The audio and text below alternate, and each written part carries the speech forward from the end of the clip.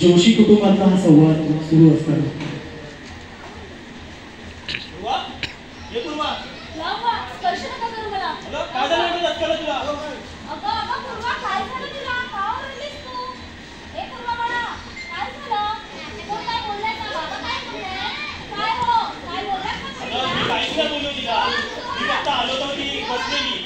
अचानक ओरडली.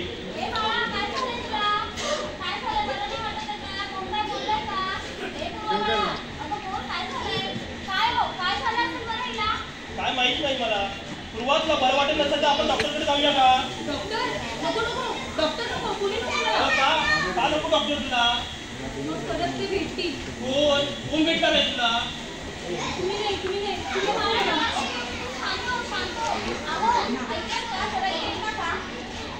काय झालं तिला?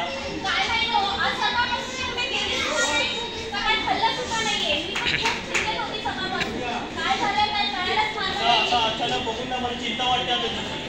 काय करावं लागेल आता?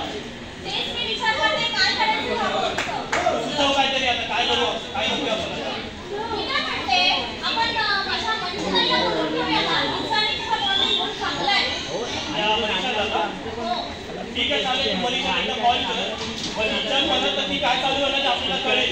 कारण बॉडी कधीच एकदम चांगलं आहे मनीषाची. आपल्याला लगेच कळेल. काय कर लगेच मनीषा वॉटला कॉल कर. लगेच कॉल करते. हॅलो अगं मनीषाताई अगं ऐक ना थोडं काम होतं ग तुझ्याकडे जरा येतेस का? अगं नाही ग अर्चना मी तुला कॉलवरती नाही सांगू शकत. खूप महत्त्वाचं काम आहे ग प्लीज प्लीज तू खूप अर्जंट ये. हो लगेच ये लगेच.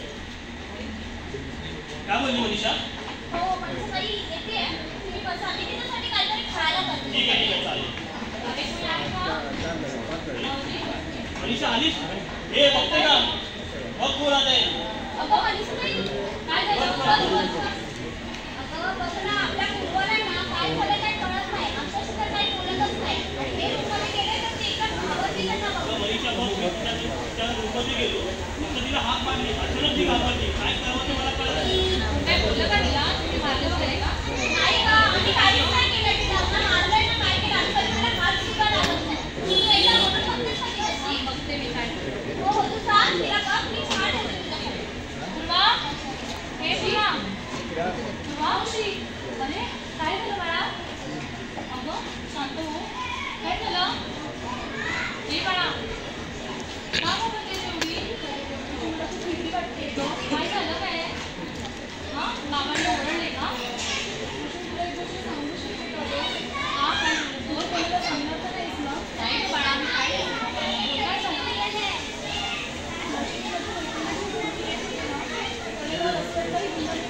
कोणी कोण होते ते नालायक? सांग जरा मला त्यांची नावं. बाळा काय नाही शांत हो. विचार ना काय झालं?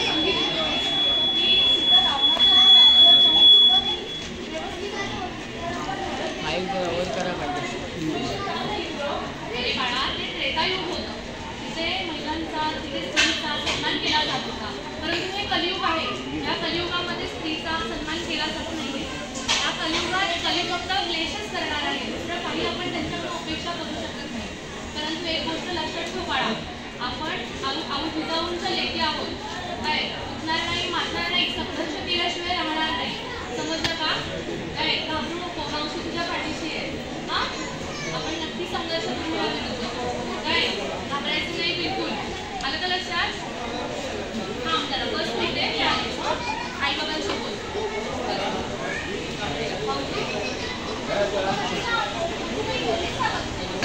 बघा मला तर जे काही सांगेल ना मी त्याच्याकडे बिलकुल पण अजिबात तुम्ही आतातरीपणा करायचा नाही आणि रागवायचं नाही. काय मी सांगते ती जेव्हा तिच्या मैत्रिणीकडे येत होती ना तेव्हा काही मुलांनी तिची छेड काढली.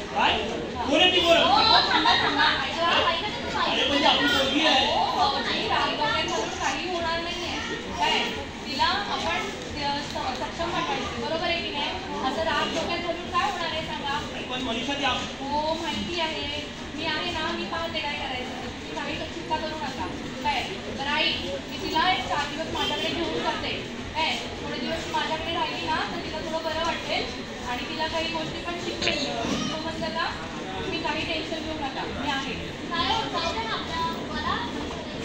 मला एवढंच वाटतं ना, आपल्या पूर्वजांना चांगलं होत असेल ना तर माझी काहीच हरकत नाही. घेऊन जा तिला. ठीक आहे, टेन्शन घेऊ नका. तू बॅग कर तिची काय. मी जाते तिला माझ्या बॅग जोशी कुटुंबातला झालेला संवाद आणि मावशी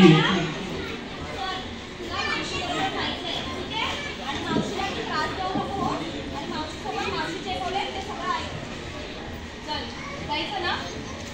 घाबरतेस ना? येतो का? चल.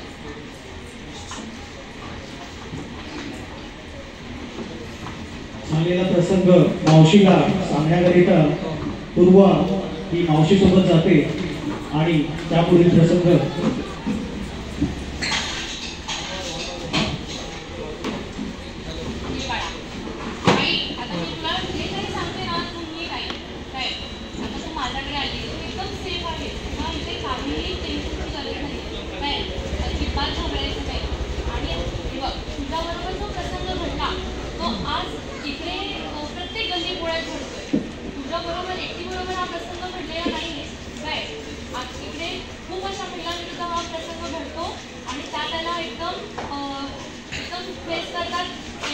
सक्षम असतात त्याला फेस करायला.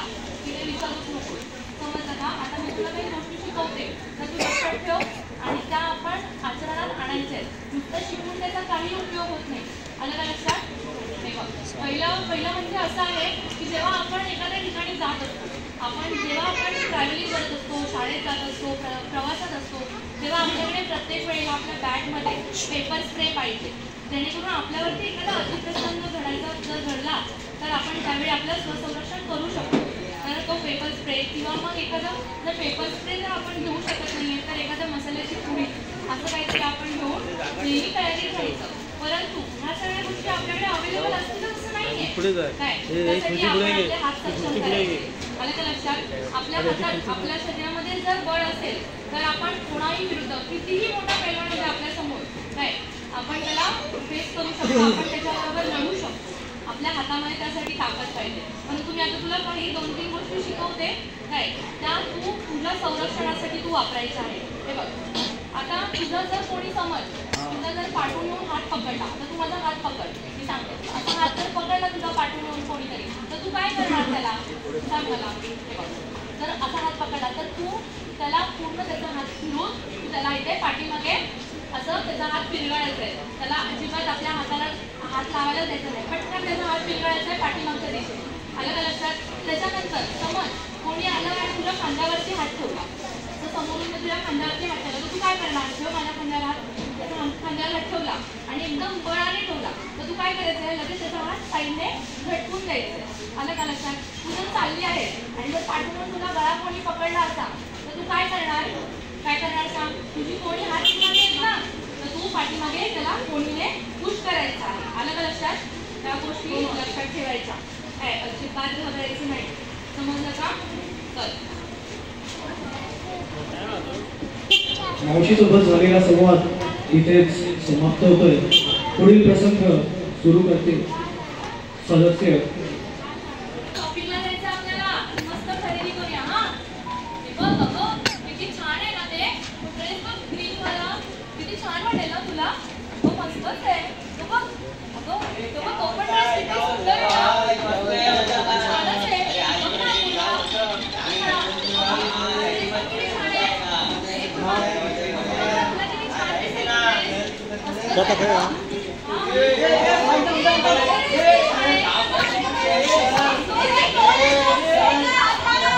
इधर शाळा माहिती आहे यल्लप्पा मंदिर. हा त्या गेटला पहिला दुसरी चाळ साई दर्शन. हा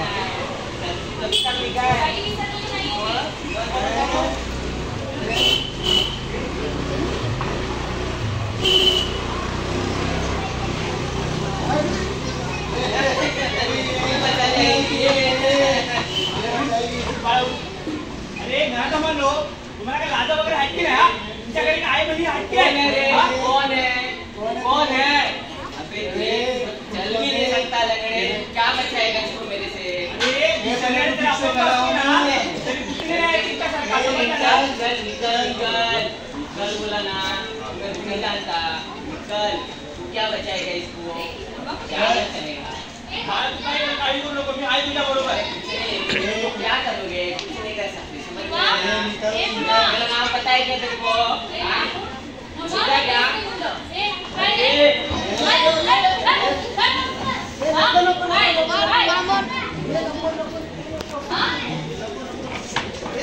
बघत का बसलात जर तुमच्या आई बहिणीसोबत अशा वेळेला तुम्ही अशी मोबाईल शूटिंग करत बसणार का चला आता आपण यांना धडा शिकवूया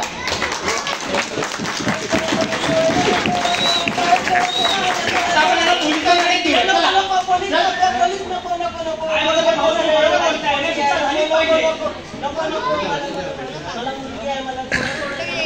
अरे तुला एवढ्या वयाची मुलगी असून सुद्धा तू इतरांच्या मुलींकडे असं बघतोस तर तुला आता पोलीस स्टेशनला नेल्याशिवाय नाही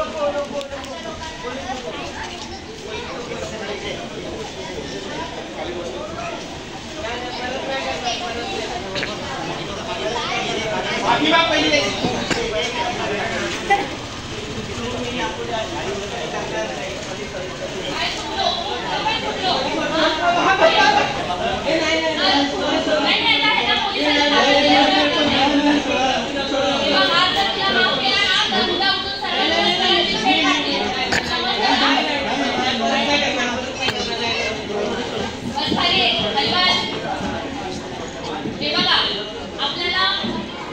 आपल्याला शिकवण मिळते की आपण कोणाच्या राज्यात राहतोय आपण शिवरायांच्या राज्यात राहत आहोत समजलं का आपल्याला कसं वाटतं की शिव आपल्या घरी जन्माला यावे तसं कोणाकोणाला वाटतं की आऊ जिजाऊ आपल्या घरी जन्माला याव्यात आपल्या घरी प्रत्येकाच्या घरी मुलीबाळी आहेत त्यांना आपण आऊ जिजाऊंसारखं शिक्षण द्यावं आऊ जिजाऊंनी कसं शिवबांना घडवलं तसं आपण आपल्या मुलीला घडवू कारण उद्या त्यांना पुढची पिढी घडवायची आहे आलं का लक्षात त्याच्यानंतर दुसरी गोष्ट अशी आहे की डॉक्टर बाबासाहेब आंबेडकरांनी महामानव डॉक्टर बाबासाहेब आंबेडकरांनी आपल्याला शिकवण दिली शिका संघटित व्हा आणि संघर्ष करा आपण त्यातून काय घेतो नुसतं शिक्षित होणे म्हणजे आपण शिकलो आहे आपण शिक्षणामध्ये प्राधान्य मिळवले असं नाही आहे आपल्याला नुसतं पुस्तकी शिक्षण न घेता आपल्याला असं सामाजिक शिक्षण सुद्धा गरजेचं आहे त्यामुळे आपण प्रत्येकाने असा विचार केला पाहिजे की एखादी मुलगी रस्त्यावर जरी चालत असली आपण त्याच्याकडे दुर्लक्ष करतो तिच्यावर छेडखानी होते आपण दुर्लक्ष करतो परंतु आपण त्याच्याकडे दुर्लक्ष न करता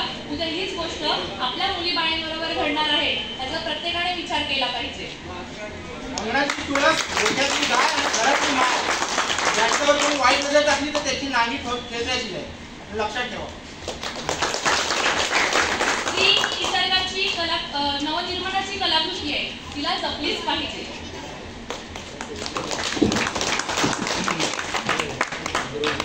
धन्यवाद खूप छान पद्धतीने आपण इथे पथनाट्य सादर केलं नक्कीच